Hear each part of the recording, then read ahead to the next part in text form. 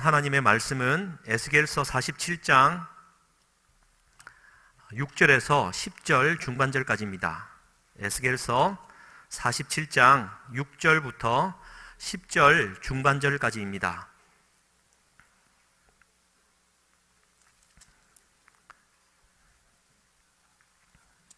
우리 한 절씩 교독하고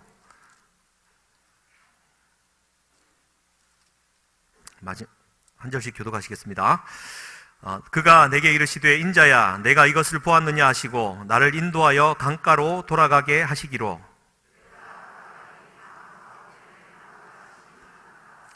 그가 내게 이르시되 이 물이 동쪽으로 향하여 흘러 아라바로 내려가서 바다에 이르리니 이 흘러내리는 물로 그 바다의 물이 되살아나리라.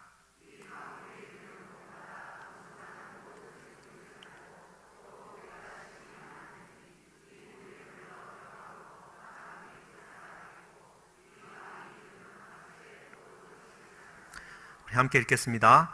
또 이 강가에 어부가 설 것이니 엔게디에서부터 에네글라임까지 그물 치는 곳이 될 것이라.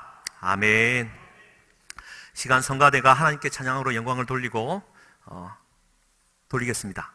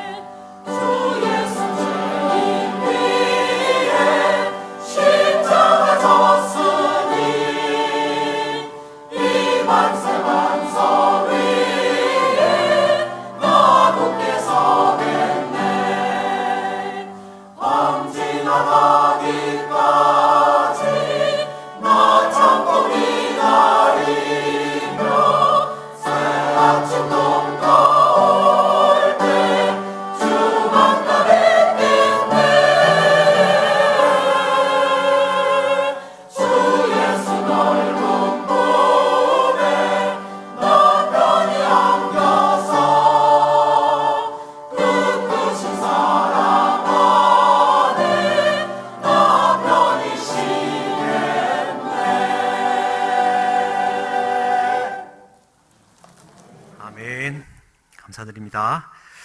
오늘 우리 교회에 처음 나오신 분이 계십니다. 우리 권재현 성도님이시고요. 해운대구 자동에 사시고 김옥자 권사님 인도하셨습니다. 86세이신데 어디 앉아 계시면 잠깐 일어나 주시면 우리 환영의 박수 드리겠습니다. 예. 진심으로 환영합니다. 네. 네, 잠깐 이따가 모시고 새가족길로 오시면 감사하겠습니다. 우리 함께 기도하시겠습니다. 언제나 강물 같은 은혜로 우리의 영혼을 새롭게 빚어가시는 여호와 하나님, 오늘의 주일을 기억하여 주님 전에 나와 예배자로 서게 하시니 감사드립니다. 삶 속에 동행하시는 주님을 때론 잊고 살아가는 우리지만 한결같은 사랑으로 보호하시고 인도하시는 주님의 은혜를 다시금 되새기며 이 시간 예배 드리오니 오셔서 성령의 충만함으로 역사하여 주시옵소서. 사랑하는 담임 목사님과 더불어 20명의 성지 순례팀이 먼 곳에서 성지를 순례하고 있습니다. 그곳에서도 눈동자와 같이 지키시고 보호하여 주셔서 오늘의 같은 은혜, 같은 성령의 단비를 허락하여 주시옵소서.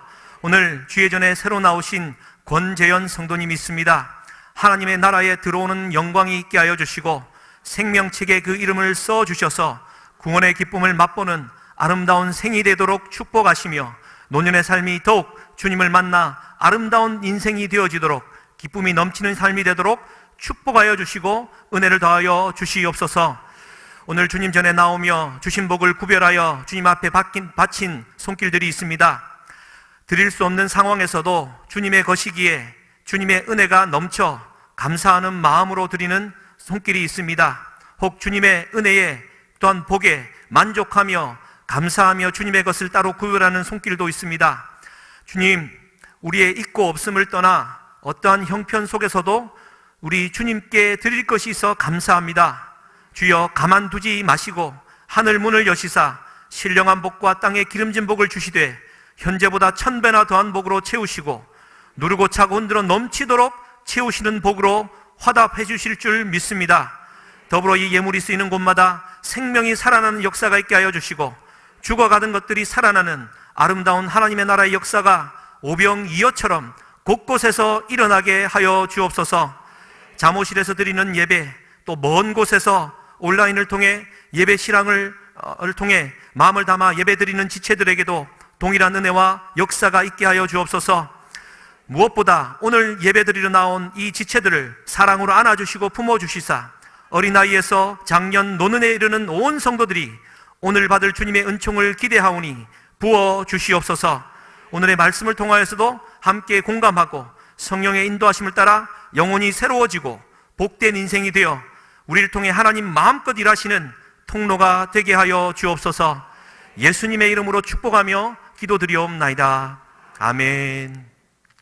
할렐루야. 오늘 엔게디의 축복이라는 제목으로 하나님 은혜 나누기를 원합니다. 우리 자분들에게 좀 그렇게 축복하셨으면 좋겠습니다. 누가 뭐래 해도 당신은 복덩어리입니다. 누가 뭐래 해도 당신.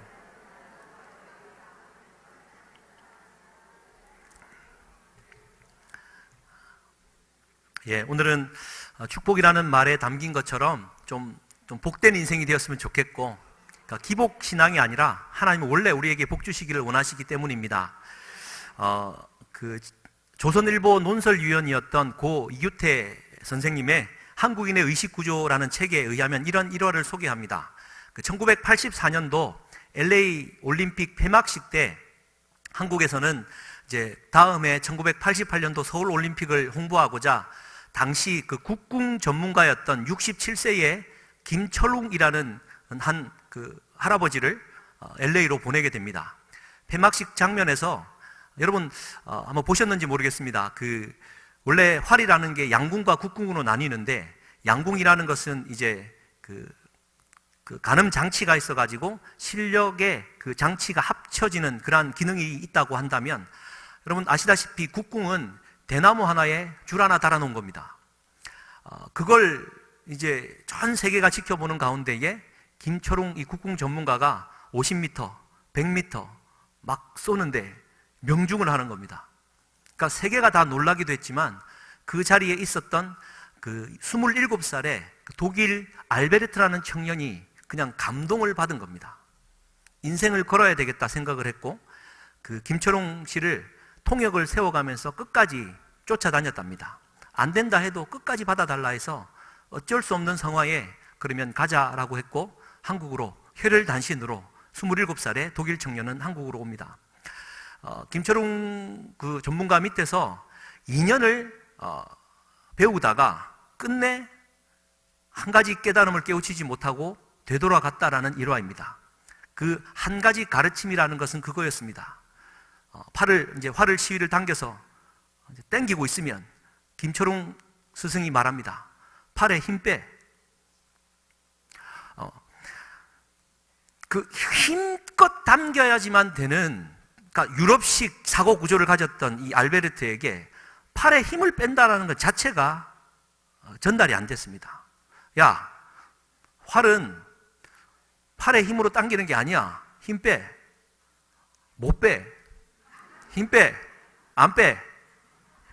2년을 그렇게 싸우다가 결국 돌아갔다라는 일화를 남기고 있습니다. 사랑하는 성도님들, 힘을 빼시기를 주님의 이름으로 간절히 축복합니다. 오늘 어떤 면에서 우리 하나님께서 우리에게 주시는 말인지도 모르겠습니다. 인생이라는 게, 신앙생활이라는 게, 야, 네 힘으로 하는 게 아니야. 힘 빼. 하나님이 우리에게 주시는 말씀이 아닌가 싶기도 합니다. 모든 운동이 그런 것 같습니다. 운동을 하면 힘이 들어가게 되어 있고, 힘이 들어가면 실수를 연발하게 되어 있고, 몸이 망가지게 되어 있습니다. 그러니까 운동도 마찬가지일 뿐만 아니라 우리의 삶도 내 힘으로 살아가는 게 아니라 하나님의 힘으로 살아간다라는 것, 다시 한번 되새기는 이 아침이 되었으면 좋겠습니다.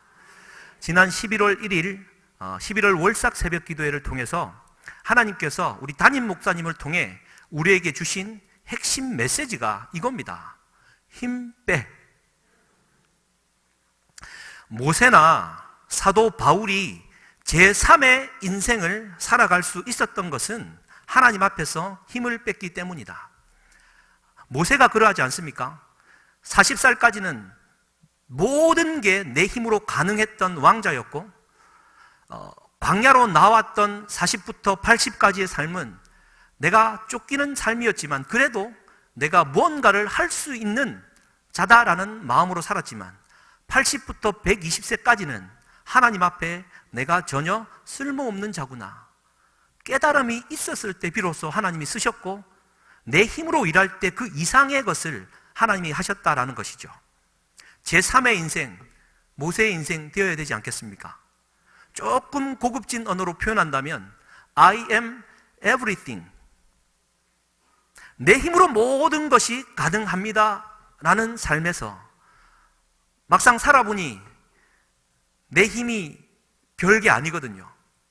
그렇지만 그래도 하나님의 은혜가 있지만 I am something, 그래도 내가 뭔가 할 수 있을 것만 같은 인생입니다만 결국엔 하나님 앞에서 I am nothing, 나는 아무것도 아니다. 완전히 힘이 빠졌을 때 하나님은 우리를 쓰시더라라는 것이 성경의 교훈 아니겠습니까? 사도 바울도 마찬가지입니다. I am everything, 내가 모든 것을 할 수 있다라고 말하고 하나님을 위해 열심을 다했을 때 그리스도인이라는 사람은 족족 잡아다 죽였습니다. 그러다가 결국 하나님을 만나고 예수 그리스도를 만난 이후에 인생이 변화되어지면서 뭐라 고백합니까? 보라, 죄인 중에 내가 괴수다. 신앙은 깊어가면 깊어갈수록 내가 아무것도 아닌 것이다. 정말 나 같은 사람도 하나님이 구원해 주셨구나라는 이 사실을 깨달아가는 것, 그게 힘을 빼는 우리의 신앙의 과정이라 생각이 되어집니다. 사랑하는 성도님들, 이 말은 꼭 기억하셨으면 좋겠습니다. 우리가 힘은 한순간에 빠지지 않습니다. 내가 빼고 싶다고 빠지는 것도 아닙니다. 힘을 빼는 과정에서 발생하는 실수의 셈에서 우리가 견디며 올라와야 될 것입니다. 다시 한 번 더요. 우리가 힘을 빼는 과정에서 발생하는 여러 실수의 셈에서 우리가 견디며 그것에서 빠져나와야 한다는 것이죠. 할렐루야. 너무 바쁘게 생활하지 마십시오. 특히 안식도 없이 너무 힘들게 살아가는 것 아니십니까? 일 중독은 아니십니까? 혹시 오늘 이 2부 예배 마치고 빨리 볼일 보러 가고자 시계만 보고 계신 분들 있으십니까? 죄송합니다. 오늘 설교가 그리 빨리 끝날 것 같지는 않습니다. 아멘 하셨습니다. 지난 수요일 날 담임 목사님이 우리를 불러놓고 말씀하셨습니다. 수요일 날 주일은 1, 2부 예배를 유 목사가 담당하고 저녁 예배는 이 목사가 하고 이렇게 말씀해 주셨습니다. 그 얘기를 들은 이후부터 저의 마음은 어떠했겠습니까? 그때부터 힘이 바짝 들어가 있었습니다. 쉽게 찾아오는 기회도 아닌데 오늘 설교를 끝내고 내일 주님이 오실 것을 맞이하는 마음으로 모든 것을 다 쏟아놓고 내려와야 되겠다. 아멘 하지 마십시오. 오늘 힘 빼고 올라왔습니다. 그런 것 같습니다. 막 잘하려고 하고 막 내 힘으로 그동안에 배웠던 뭔가를 잘 종합을 해서 뭔가를 하려고 하면요 결국 실수하게 되어 있고 말이 상처가 되어 들어가게 되어 있고 이런 것들을 다 경험하지 않으십니까? 우리가 서로 힘을 빼고 하나님 앞에 정말 아무것도 아닌 존재임을 기억하며 예배하는 이 오전이 되었으면 좋겠습니다. 그런 차원에서요 우리 엔게디의 축복이라는 제목으로 오늘 말씀을 나누기를 원합니다. 원래 그 엔게디라는 곳은 지금 성지순례팀이 어제나 오늘이나 아마 가는 코스 중에 하나 있습니다. 근데 이 엔게디라는 곳은 갈릴리 호수에서 이제 물이 흘러나와 요단을 따라 사해로 흘러 들어가는데 사해 바다가 길쭉하게 되어 있는데 그 중간 부분에 사해 서쪽 바닷가 연안에 위치하고 있는 도시입니다. 근데 그곳에서는 염소의 샘이라는 뜻의 엔게디 말인데 물이 올라오기 때문에 사막의 샘 정도로 이해했고 사람들이 몰려 살았던 곳입니다. 근데 오늘 우리 성지순례팀이 가고 보게 될 이 엔게디에 대해서 말씀을 나누고 싶은 것은요 도대체 그러면 엔게디에서 무슨 일이 벌어졌기에 엔게디가 축복이 되는가? 우리 그 말씀을 좀 살펴보면서 하나님의 은혜 나누었으면 좋겠습니다. 원래 이 엔게디는 성경에서 총 3군데에 걸쳐서 5번 등장을 합니다. 첫 번째 등장하는 곳이 사무엘상 24장입니다. 사무엘상 24장 내용은 이렇습니다. 사울이 자기의 사위 되는 다윗이 인기를 얻어가는 것에 시기를 하여 다윗을 죽이고자 하죠. 다윗이 도망을 칩니다. 광야로 변두리로 막 도망을 다니다가 24장에 이르러서 엔게디 광야에 도착을 합니다. 사울이 3,000명이나 되는 군사를 이끌어서 다윗을 죽이고자 찾아왔죠. 때마침 엔게디에서 이런 일이 있습니다. 사울이 일을 하다가 용변이 마려웠습니다. 그러다가 엔게디에 있는 한 동굴 속으로 들어갑니다. 그리고 뒤를 내리고 볼일을 보죠. 그런데 아시다시피 그 동굴 안쪽에는 누가 있습니까? 다윗과 그와 함께하는 무리들이 있습니다. 긴장이 되는 순간입니다. 원수가 내 앞에서 뭐라고 표현하죠? 배변향을 풍기며 등을 돌리고 있습니다. 사람들은 말합니다. 사무엘상 24장 4절 말씀 표준 세번역으로 한번 띄워주시면 좋겠습니다. 같이 한번 읽겠습니다. 다윗의 부하들이 그에게 말하였다. 드디어 주님께서 대장님에게 약속하신 바로 그날이 왔습니다. 내가 너의 원수를 너의 손에 넘겨줄 것이니 네가 마음대로 그를 처치하여라 하신 바로 그날이 되었습니다. 다윗이 봐도 하나님이 주신 절호의 기회였습니다. 지긋지긋한 도망의 그 삶을 끝낼 수 있는 기회였습니다. 광야였습니다. 아무도 보지 않습니다.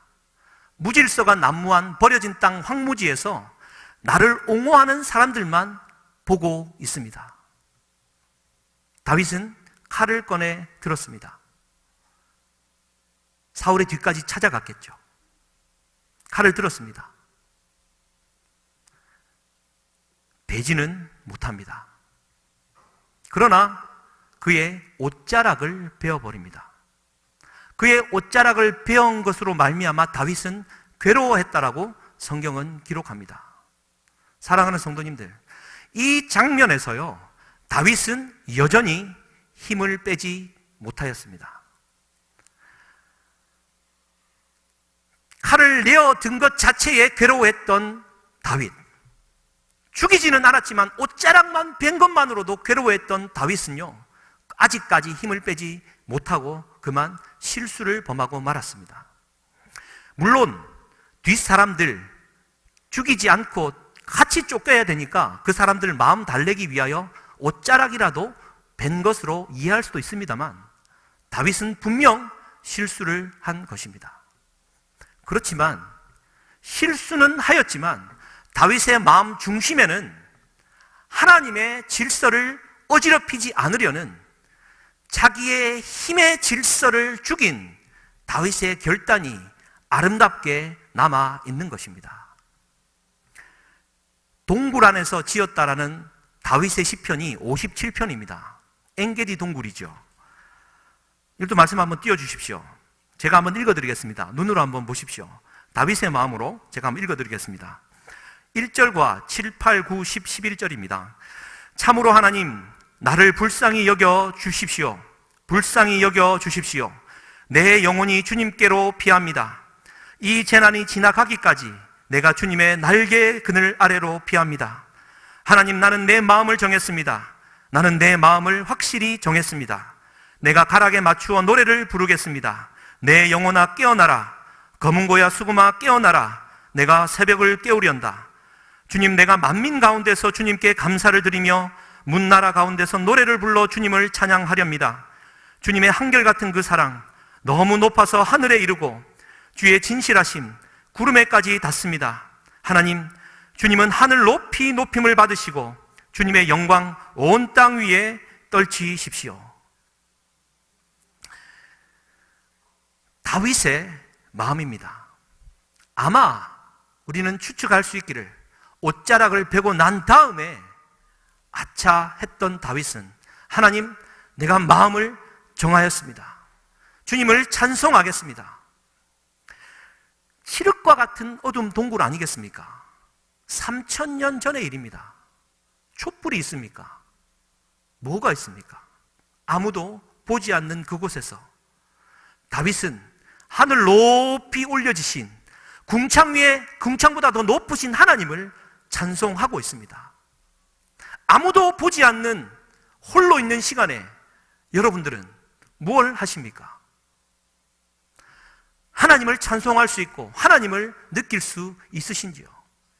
다윗은 비록 실수하였지만 하나님은 그 실수를 용납하시며 엔게디 광야 황무지에서 벌어졌던 이 무질서한 질서 속에서 하나님의 질서를 끝까지 마음을 정하여 지켰던 다윗을 통해 엔게디를 축복하고 계시다라는 것, 우리가 기억해야 될 줄 믿습니다. 여러분들이나 저나 믿고 있는 우리 예수님도 그리하셨습니다. 탐욕과 욕망으로 얼룩진 오늘 성지라고 말하고 있는 예루살렘도요, 예수님이 바라보시며 눈물을 흘리셨습니다. 갈아엎어서도 성이 차지 않을 건데 예수님은 제사장들과 서기관들과 바리새인들의 질시를 그대로 받고 침묵하며 걸어가십니다. 겟세마네 마지막 밤이 깊었습니다. 제사장들의 종을 보내어 예수님을 잡으러 왔습니다. 베드로가 나섰습니다. 베드로는 옆에 차고 있던 칼을 꺼내 들어 대제사장의 종 말고의 귀를 잘라버립니다. 베드로의 실수이지요. 그런데 예수님이 말씀합니다. 베드로야, 칼을 칼집에 꽂아 넣어라. 칼을 가진 자는 칼로 망할 것이다. 그러며 베드로의 실수를 덮으며 말고의 귀를 고쳐주십니다. 그리고는 십자가를 향해 아무런 저항 없이 하나님 아버지께 막힌 채 힘을 뺀 채 십자가의 길을 걸어 가셨습니다. 주님은 힘을 빼라 말씀하지 아니하시고 그냥 힘을 뺀 채 십자가에 달리셨습니다. 그런 예수님을 믿고 살아가는 우리가 왜 그리 힘을 많이 주고 신앙생활을 하고 있습니까? 우리는 실수를 하며 살아가는 존재입니다. 근데 전혀 실수하지 아니하시는 하나님이 계시는 한 우리의 실수를 용납하시고 모세를, 사도 바울을, 다윗을, 우리 예수님을 이렇게 세우시고 쓰셨던 우리 하나님의 역사를 기억하는 이 예배가 되기를 주님의 이름으로 간절히 축복합니다. 사실 이 말씀을 준비하면서 저도 참 실수를 많이 하고 사는데요. 세상에 있는 사람들은 실수를 용납하지 않습니다. 그러나 교회나 가정은 실수를 용납하지요. 그게 하나님이 계신 곳입니다. 예를 들어 볼까요? 제가 군대는 의무경찰로 다녀왔습니다. 사하경찰서 219중대 651기로 갔습니다. 좀 늦게 갔습니다. 나이가 있고 대학생이기에 바로 행정반으로 발령받았는데 저보다 많은 나이가 적은 고참들이 있었기에 저는 취사반으로 발령을 곧바로 받았습니다. 120명에 해당하는 그 군인들에게 밥을 하고 쌀을 씻는 일을 했습니다. 여러분, 반찬도 하는데 상명되는 상경이죠. 고참이, 여러분, 부산은 정구지, 고급진 서울 용어로는 부추라는 용어를 사용하겠습니다. 부추 무침을 하는 찰나였습니다. 아직도 저는 이해할 수 없지만 그냥 한꺼번에 부어서 무치면 되는데 쫄병 골탕 먹일 건가 싶어서 양념을 해놓고 부추를 조금 부으면 내가 무치고 또 더 부으면 무치고 이럴 거니까 조금씩 부어라 말했습니다. 예. 근데 한 번 하고 붓고 더 부라 하는데 왜 제 귀에는 다 부라고 들립니까? 더 부라 하는데 다 부라? 순간 고민했지만 순종하는 말로 다 부어버렸습니다. 그러니 이 고참이 이 새끼 이거 뭐 이따 보자 쌀창고로 데려갔습니다. 40kg짜리 가마니를 매게 했습니다. 쪼그레뜨기를 시켰습니다. 여러분, 40kg 가마를 메고 쪼그레뜨기를 하면 쪼그레뜨기가 됩니다. 세상에 속한 고참 앞에서는. 간단한 얘기이지만 세상에서는요, 우리가 하는 실수에 대해서 전혀 용납하지 않는 것이 이 너무 메말라버린 세상 아닙니까? 그러나 교회나 가정은 그렇지 않습니다. 예를 들어 볼까요? 저는 교육 전도사를 한 교회에서 했는데 아동부를 맡고 있었습니다. 한 장로님이 토요일 날 다음 날 교육 전도사랑 얘기를 위해 전화를 하셨습니다. 전도사님, 그동안 잘 지내셨습니까? 라는 질문에 예 장로님, 저는 잘 지냈습니다. 장로님도 잘 지내셨습니까? 라고 말을 하려고 얘기를 시작했는데 네 장로님 잘 지내셨습니다 라는 말이 나가버렸습니다. 얼마나 낯이 뜨겁고 연세 있으신 장로님이신데 제가 죄송합니다 장로님 하고 말하지도 못하고 대화를 끝내버렸습니다. 다음날 장로님 앞에 가서 눈치를 보니까 아는지 모르는지 분명히 알아요. 아는데 침묵하셨습니다.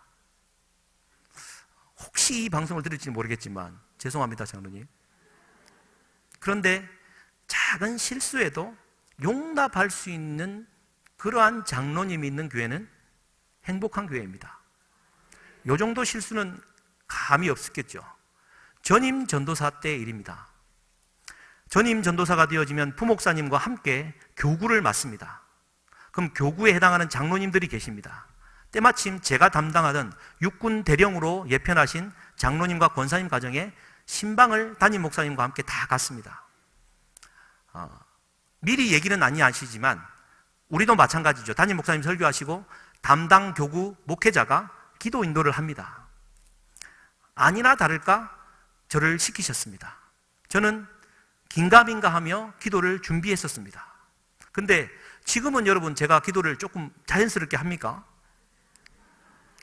갓 전임 전도사가 되었을 때, 특히 사투리도 전혀 할례받지 못한 상황에서 서울 사람들 앞에 가서 기도를 한다는 것, 보통 이게 힘든 일이 아니었습니다. 기도를 시작했는데 장로님, 제가 오버했죠. 목사님이 해야 될 기도를 다 해버린 겁니다. 좀 오래 했습니다.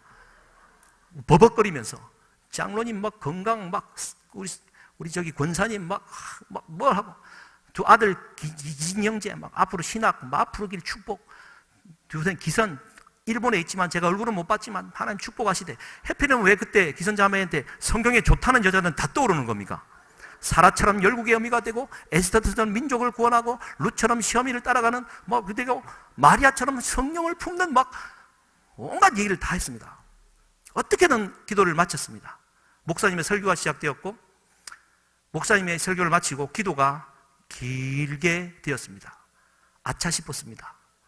그 집에는 아들만 둘이었다는 사실을 목사님의 기도 속에서 발견했습니다.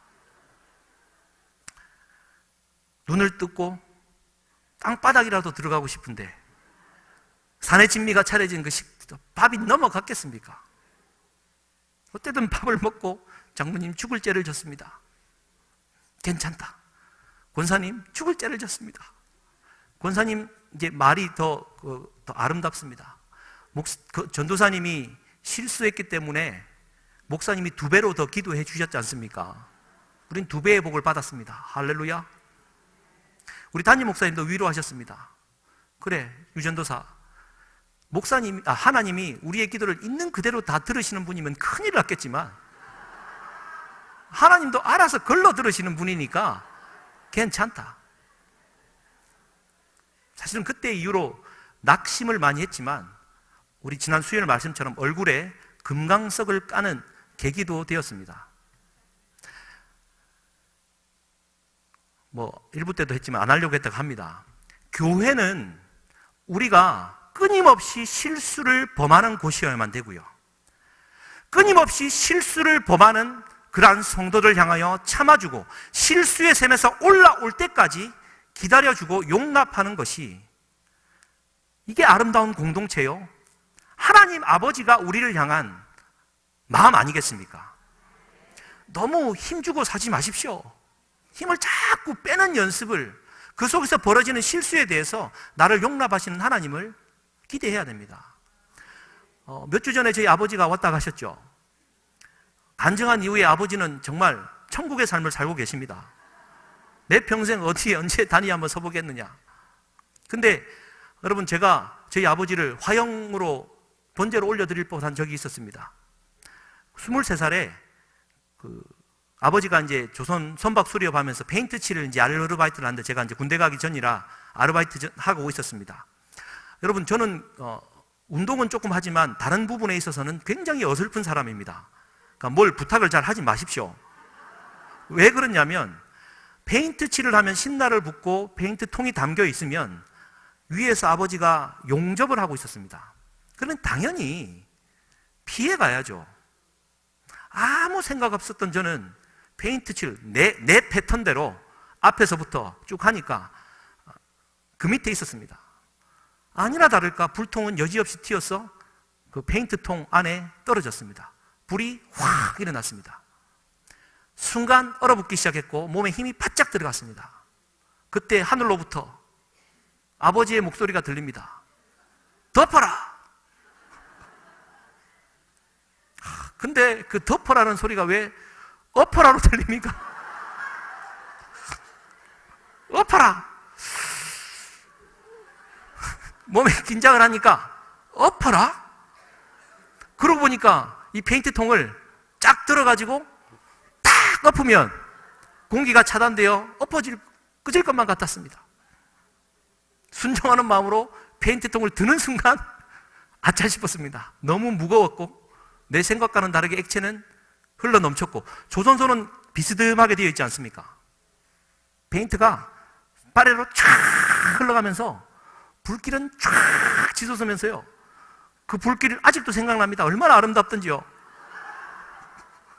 확 올라가는데 그 아버지도 깜짝 놀랐고 저도 깜짝 놀래가지고 다행히 아버지는 노련하시니까 이렇게 좀 잘 내려오셔갖고 했습니다. 근데 저는 그때 저희 아버지에게 맞아 죽는 줄 알았습니다. 23살 때 저희 아버지는 50대였고 아무도 건들 사람 없었던 혈기왕성하셨던 분위기에 막대한 재산 피해를 낼 뻔했던 아들을 두고 정말 맞아 죽을 것만 같았는데 아버지는 한마디 말도 거기에 대해서 이런 방구도 제기하지 않았습니다. 그때 이후로 저는 공장에서 페인트 붓 전혀 들지 않습니다. 아버지의 기억이 되살아날까봐. 교회라는 공동체, 가정에 아버지라는 분, 우리가 실수를 하더라도요, 그 실수를 용납하고 그 실수의 셈에서 올라오기까지 기다리시는 하나님 아버지가 계시다라는 것. 그게 가정이요, 교회 아니겠습니까? 다윗은 그렇게 해서 그 실수를 범했음에도 불구하고 하나님의 사랑 앞에 자기 마음을 작정하였기에 그는 축복의 사람이 되어집니다. 내 마음에 합한 자가 되어졌죠.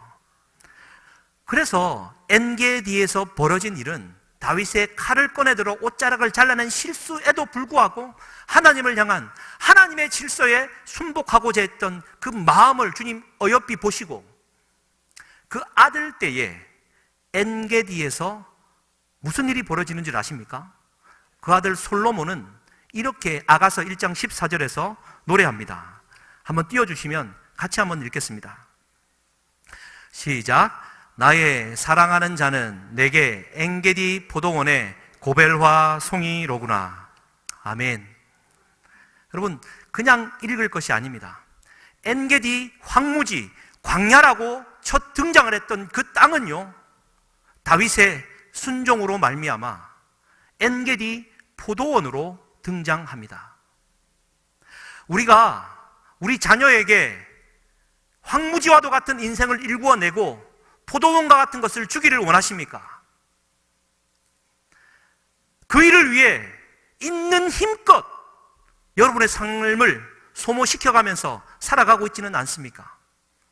엔게디의 축복에 의하면 자녀에게 포도원을 물려주는 사람은 여러분들의 힘껏 살아가는 인생의 결과물이 아니라 하나님을 향한 순종과 그분을 향한 그분의 질서에 순복하고자 하는 힘을 뺀 다윗의 마음이 있었기에 포도원이 가능하게 되는 것이죠.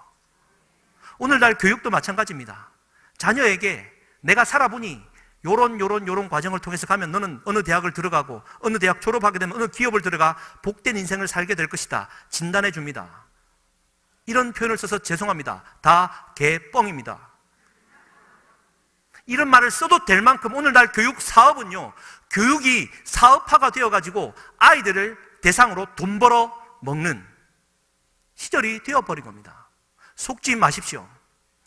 자녀가 하나님의 복된 인생을 살기를 원하십니까?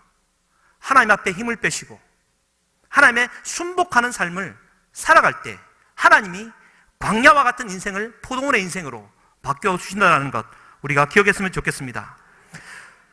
세 번째로 등장하는 것이 오늘 읽었던 본문입니다.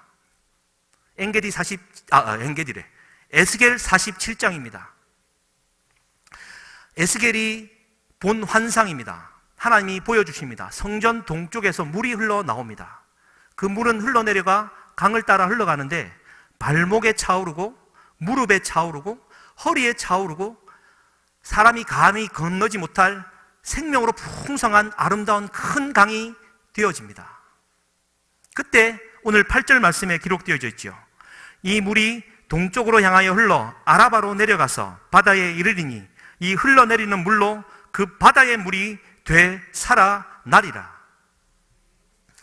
여러분, 광야가 포도원 정도로 바뀌는 인생이 아니라 그 속에서 생명수가 흘러나와서 죽은 바다가 되살아날 것이라 하나님 말씀하는 겁니다. 이 정도 축복으로 가야죠. 포도원에만 여가시렵니까? 근데 그 그 축복의 강이 흘러 넘치는 그곳이요, 10절 말씀에 보시면 또 이 강가에 어부가 설 것이니 엔게디에서부터 에네글라임까지 그물 치는 곳이 될 것이라. 할렐루야. 축복의 땅 그 첫 출발이 엔게디로 등장합니다. 이 과정은 기원전 약 1000년부터 에스겔이 환상을 받았던 기원전 약 540년, 약 500년 동안에 걸친 기록입니다. 하나님의 시선이 보이십니까? 하나님은 엔게디를 그냥 황무지 광야로 보십니다. 그런데 다윗 때문에 그 땅을 포도원으로 보시고, 다윗 때문에 그 포도원이 온 세상에 충만한 하나님의 영광으로 가득 차고 들어오는 모든 생명들이 생명을 얻게 되어지는 놀라운 축복의 첫 출발, 엔게디에서부터 에네글라임까지 이를 것이다. 성경은 기록하고 있는 것이죠. 할렐루야.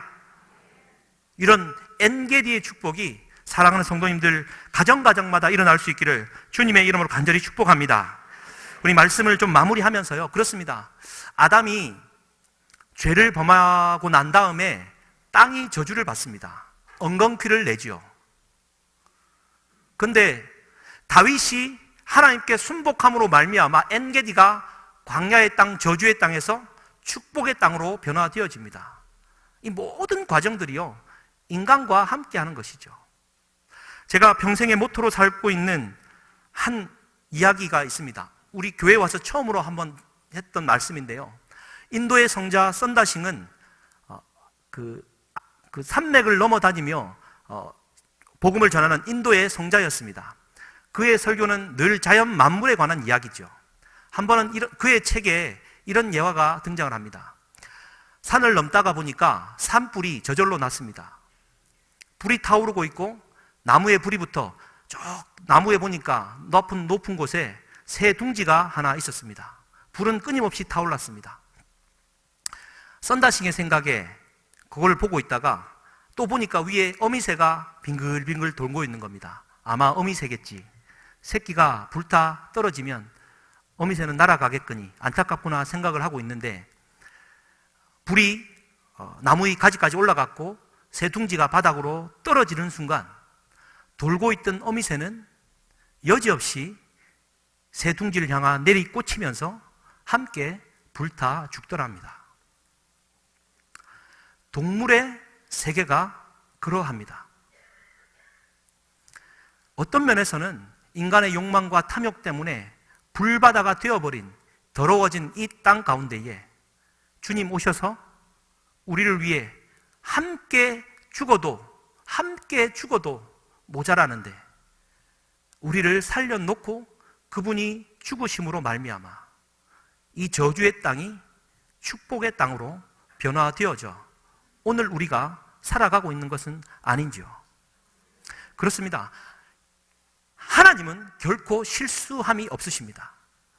다윗의 마음을 보았던 우리 하나님은 500년에 걸친 세월 속에서 저주의 땅을 축복의 땅으로 바꾸어 주셨듯이요, 늘 실수하고 살아가지만 힘을 빼려는 우리의 아둥거리는 이 신앙생활의 그 아둥거림 속에서 하나님 그 마음의 중심을 보시고 우리 교회와 사랑하는 성도님들의 삶과 마음과 가정을 다시 살려낼 수 있을 것입니다. 주님의 이름으로 간절히 그러한 축복이 있기를 간절히 축원드립니다. 우리 함께 이 찬양 고백했으면 좋겠습니다. 우리 앞에 찬송했던 마지막 찬양입니다. 언제나 강물 같은 주의 은혜로 내 영혼 새롭게 빚는 창조의 하나님이 나의 아버지이십니다. 우리 찬양 함께 고백하고 또 기도하고 예배를 마치겠습니다.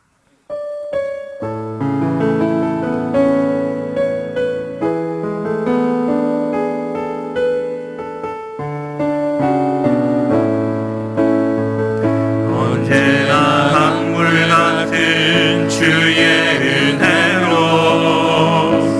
내 영혼 새롭게 비는 창조의 하나님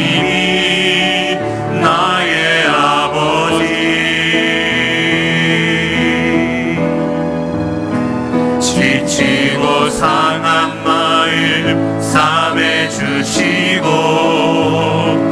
품 안에 안아주시는 위로의 하나님이 나의 아버지. 아멘. 신실하신 하나님, 그분이 나의 아버지십니다. 신실하신 하나님이 나의 우리는 실수하고 살지만 실수가 없으신 하나님이 나의 아버지이십니다. 실수하지 않으시는 하나님이 나의 아버지. 복 주시고 지키시며 은혜와 평강을 베푸시는 축복의 하나님이 나의 아버지. 우리 2절은 우리 다 함께 일어나셔서 고백하겠습니다. 독생자 예수님을 독생자 예수님을 이 땅에 보내 내 죄를 대속케 하신 구원의 하나님이 나의 아버지. 아멘. 절망의 순간마다 찾아오시는 주님, 절망의 순간마다 그때마다 내 능력의 손이 아니라 우리 주님의 손으로 일하시는 기적의 하나님 아버지를 만나기를 소망합니다. 기적의 하나님이 나의 아버지. 신실하신 하나님이 나의 아버지. 주님, 실수하지 않으시는 하나님이 나의 아버지. 복 주시옵소서. 엔게디의 복을 온 성도들에게 부어 주시옵소서. 은혜와 평강을 베풀어 주시옵소서. 축복의 하나님, 나의 아버지 되신 하나님, 복 주시옵소서. 축복의 하나님. 우리 마지막으로 고백합니다. 신실하신 하나님이 나의 아버지이십니다. 신실하신 하나님이 나의 아버지. 실수하지 않으시는 하나님이 나의 아버지.